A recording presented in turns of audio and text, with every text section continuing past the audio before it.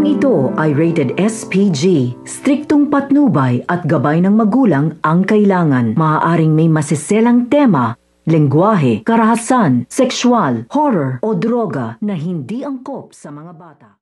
Naitakas na nga nito nila Tanggol at itong kanyang mga kaibigan ang droga at ang pera na galing sa mga wong at hindi nga inaasahan nito ni Ramon na makakatakas nga ang kanilang matagal nang hinihintay.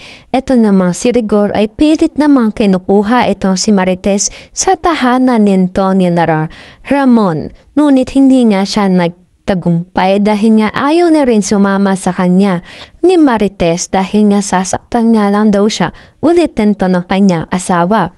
At sabi nga nito ni Tanggol ay mas mapapahamak na daw sila kung pipilitin pa nga daw nito ni Marites na pahinga sa kanilang bahay dito nga sa mansyon, kung kaya nagdadalawang isip na nga itong si Marites kung aalis na nga ba siya sa lugar kung nasaan ang kanyang mag-ama. Abangan nga natin yan, dito lang yan sa FPG's Batang Quiapo.